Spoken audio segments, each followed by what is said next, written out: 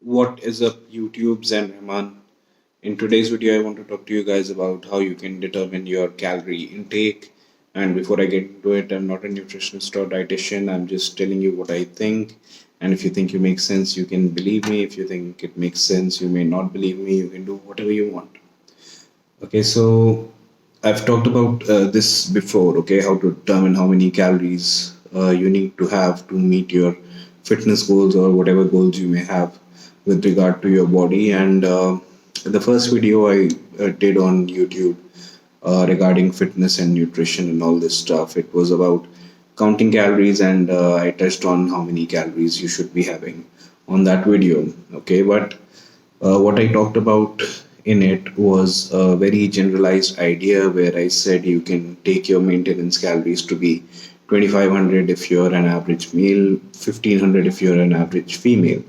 Okay, now some females might have a maintenance calorie count more than 2500, okay, and some males may have a maintenance calorie count that is below 2000, all right. So why I had taken these markers in the video was just to give beginners an idea about how they can start and how they can count their calories and determine what their calorie intake needs to be, how to be in a calorie deficit or a calorie surplus. All right, but like I said, these variables would be different from person to person. Okay, no two people would have the same maintenance calories, and this will largely depend on your TDEE, which is your total daily energy expenditure, your NEAT, which is your non-exercise activity thermogenesis, your BMR, which is your basal metabolic rate, and just overall how your body functions, how you perform, how much muscle mass you have, how much do you work out, and a lot of these other variables. Okay, so again, no two people will have the same maintenance calories. So let's talk about how you can determine how many calories you need to have. Okay, so I'm not going into a lot of specifics or talking about a lot of complicated things. Okay, I just want to keep it simple, and this is something that everyone can very easily follow. Okay, so we'll consider two scenarios, one for people who want to gain weight, one for people who want to lose weight. All right, so if you are an individual who wants to gain weight, gain some quality mass, then what you need to do is the first thing you need to consider is the amount of food that you're having. Okay, so the amount of food that you're having, it is clearly your maintenance calories or a bit of a calorie deficit. Okay, because it is not allowing you to gain weight. So obviously, you need to eat more than what you're having right now. Okay, and how I want you to go about this progression is to uh, take one step at a time. Okay, don't go into a 500 calorie or a 1000 calorie surplus at once. All right, one step at a time, like I said.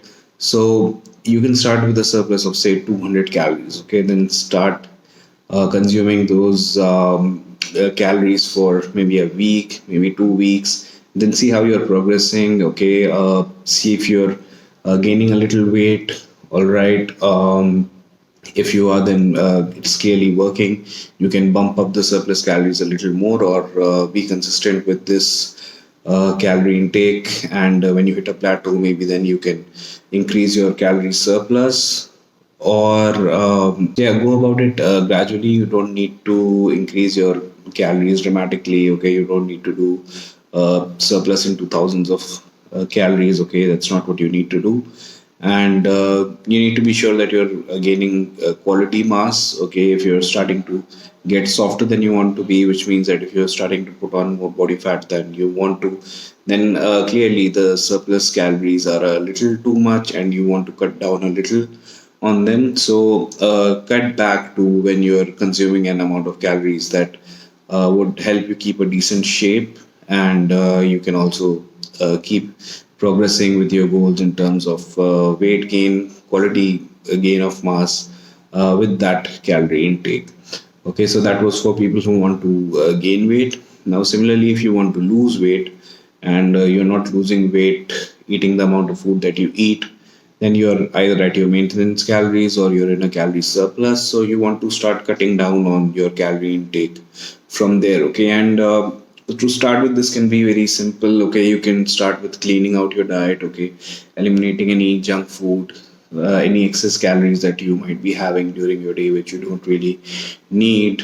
Okay, so that's the first step that you can take. Okay, start with cleaning out your diet, eliminate all the junk food and any other calories that you don't really require, and everyone has an idea about what waste calories are. Okay, so once you eliminate those foods and your diet is relatively clean, then you can monitor how you're progressing. Okay, maybe you can keep a record of your median weight. Okay, but don't obsess over your weight too much, because it's pretty normal for your weight to fluctuate from 1 to 2 pounds on a daily basis. So keep a check at your median weight. Okay, eliminate the highest and lowest values of your weight during the week, and keep the median values in consideration, and then determine what kind of progress you are making. Okay, so like we talked about, in the case of people who want to gain weight, if you want to lose weight as well, you don't want to go into a crash deficit.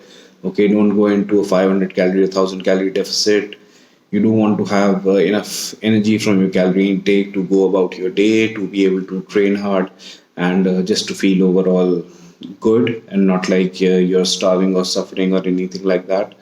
Okay, so unless you're too overweight, you can start with a deficit of maybe 200, 300 calories. Okay, and whoever you are, for most people, I don't think you need to go into a deficit that is more than 500 calories. And the way that the weight that you lose, it has to be lost over a long period of time. Okay, because that's what makes the weight loss more sustainable, and you're less likely to gain the weight back. I've done plenty of videos talking about all this. So in this video, we'll keep it at how to determine your calorie intake. So as I was saying, start with a small deficit, maybe 100, 200, 300 calories, and keep eating that way consistently. Monitor your progress over a week or 2 weeks, and if after a week or 2 weeks of consistent clean eating in the deficit that you determined for yourself, you're not really progressing the way that you want, then maybe you can take your calories down a little bit more, or maybe you can incorporate more cardio into your routine, into your workouts, and then again analyze your progress for a period of 1 week, 10 days, 2 weeks, and see if you're losing weight. If you're losing weight consistently, then you don't need to really take down your calories lower unless and until you hit a plateau again. Okay, so keep being consistent with the deficit that allows you to feel all right, have enough energy to function, and also one that allows you to keep losing weight consistently. And like I said, you don't need to really take the calories down further lower unless you're hitting a plateau, or unless you're not losing weight anymore. Okay, so that was a little bit about how you can determine your calorie intake while keeping it simple. Okay, so like I said, no two people will have the same maintenance calories. It would be different from person to person depending on a lot of factors, and you just need to figure out what the kind of foods are that you need to eat, or how you need to set up your calorie intake or your diet to progress with the goals that you have with regard to your body or with regard to fitness, and keep doing things consistently. Keep a monitor or an analysis of your progress, and based on the progress you're making or not making, you can make small changes. Don't go into a very big surplus, don't go into too deep of a deficit. Okay, you don't want to be at extremes. You want to have a diet that is sustainable. You want to have enough room for progression with your plan. Okay, so don't go into any extreme steps, and whatever change you want to make, it needs to be made over a long period of time.